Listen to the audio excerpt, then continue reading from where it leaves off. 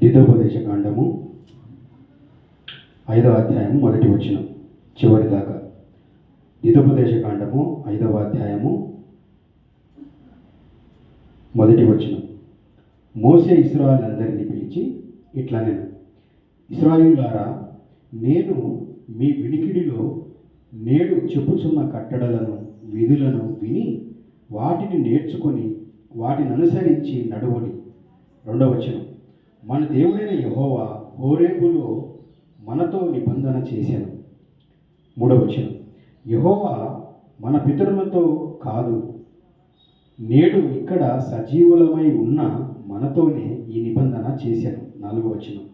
యెహోవా ఆ కొండ మీద అగ్ని మధ్య నుండి ముఖాముఖిగా మీతో మాట్లాడగా మీరు ఆ అగ్నికి భయపడి ఆ కొండ ఎక్కలేదు. 5వ వచనం. గనుక యెహోవా మాట మీకు తెలియజేయుటకు నేను యెహోవాకును మీకును మధ్యను నిలిచి ఉండగా యెహోవా ఇలాగున సెలవిచ్చాను. 6వ వచనం. దాసుల గృహమైన ఐగుప్తు దేశములో నుండి నిన్ను రప్పించిన నీ దేవుడైన యెహోవాను నేనే. నేను తప్ప వేరొక దేవుడు మీకుండకూడదు. పైనున్న ఆకాశమందే గాని కిందనున్న భూమి ఎందే గాని భూమి కిందనున్న నీళ్ళ ఎందే గాని ఉండు దేని పోలిక అయినను విగ్రహములు చేసుకొనకూడదు. వాటికి నమస్కరింపను కూడదు, వాటిని పూజింపను కూడదు. నీ దేవుడనైన యెహోవానగు నేను రోషము గల దేవుడను. నన్ను ద్వేషించు వారి విషయములో 3-4 తరముల వరకు తండ్రుల దోషమును కుమారుల మీదికి రప్పించుచు నన్ను ప్రేమించిన ఆజ్ఞలను గైకొని వారి విషయములో 1000 తరముల వరకు కరుణించువాడనై ఉన్నాను. 11వ వచనం. నీ దేవుడైన యెహోవా నామమును వ్యర్థముగా ఉచ్చరింపకూడదు.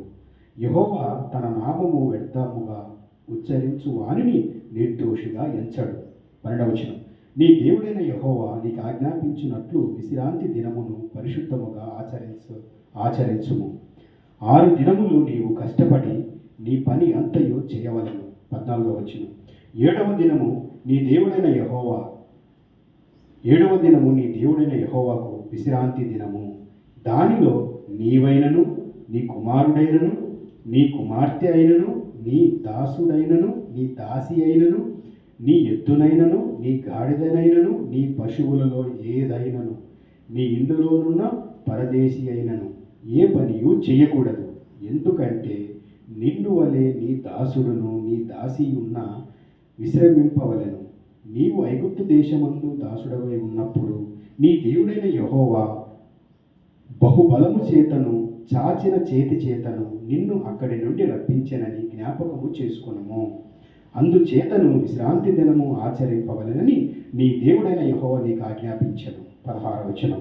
నీ దేవుడైన యెహోవా నీకు అనుగ్రహించు దేశములో నీవు దీర్ఘాయుష్మంతుడవై నీకు క్షేమము కలుగునట్లు నీ దేవుడైన యెహోవా నీకు ఆజ్ఞాపించు లాగున నీ తండ్రిని నీ తల్లిని సన్మానింపుము. 17వ వచనం.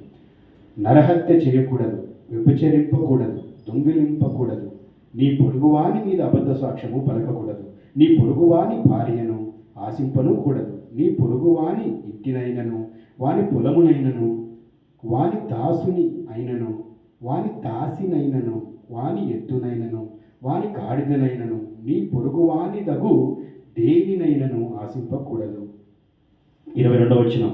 ఈ మాటలను యెహోవా ఆ పర్వతం మీద అగ్ని మేఘము గాఢాంధకారముల మధ్య నుండి గొప్ప స్వరముతో మీ సమాజము అంతటిలో చెప్పి 2 రాతి పలకల మీద వాటిని రాసి నాకిచ్చాను. ఆయన మరి ఏమీ చెప్పలేదు. 23వ వచనం. మరియు ఆ పర్వతము అగ్ని వలన మండుచున్నప్పుడు ఆ చీకటి మధ్య నుండి ఆ స్వరమును విని మీరు అనగా మీ గోత్రముల ప్రధానులను మీ పెద్దలను నా యొద్దకు వచ్చి, మన దేవుడైన యెహోవా తన ఘనతను మహాత్మ్యమును నాకు చూపాను. అగ్ని మధ్య నుండి ఆయన స్వరమును వింటిని. దేవుడు నరులతో మాట్లాడినను వారు బ్రతుకుదురని నేను తెలుసుకుంటిని. కాబట్టి మేము చావనేలా ఈ గొప్ప అగ్ని మమ్మును దహించును. మేము మన దేవుడైన యెహోవా స్వరము ఇక వినిన ఎడల చనిపోదుము. మనవలే సమస్త శరీరులలో మరి ఎవ్వడును మనవలే సమస్త శరీరులలో మరి ఎవ్వడు సజీవుడైన దేవుని స్వరము అగ్ని మధ్య నుండి పలుకుట విని బ్రతికెను. నీవే సమీపించి మన దేవుడైన యెహోవా చెప్పుచున్నది యావత్తు వినుము.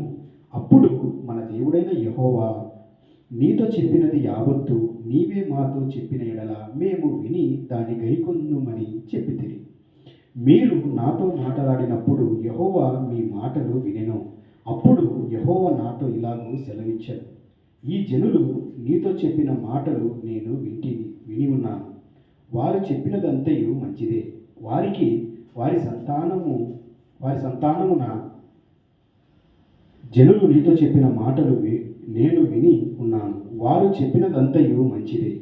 వారిని వారి సంతానమునకును నిత్యమును క్షేమము కలుగునట్లు వారు నా యందు భయభక్తులు కలిగి నా కట్టడలను అనుసరించు మనస్సు వారికి ఉండిన మేలు. మీరు మీ గుడారములోనికి తిరిగి వెళ్ళుడని నీవు వారితో చెప్పుము. అయితే నీవు ఇక్కడ నా యొద్ద నిలిచి ఉండుము. నీవు వారికి బోధింపవలసిన ధర్మం అంతటినీ అనగా కట్టడలను విధులను నేను నీతో చెప్పేదను. వారు స్వాధీనపరచుకున్నట్లు నేను వారికి ఇచ్చుచున్న దేశమందు వారు అలాగూ ప్రవర్తింపవలని. కాబట్టి మీరు కుడికే గాని ఎడమకే గాని తిరగక మీ దేవుడైన యెహోవా ఆజ్ఞాపించున్నట్లు చెయుటకు జాగ్రత్త పడవలెను. మీరు స్వాధీనపరచుకొనబో దేశములో మీరు జీవించుచు మేలు కలిగి దీర్ఘాయుష్మంతులగునట్లు మీ దేవుడైన యెహోవా మీకు ఆజ్ఞాపించిన మార్గములన్నిటిలో నడుచుకొనవలెను. అందరికీ వందనాలు.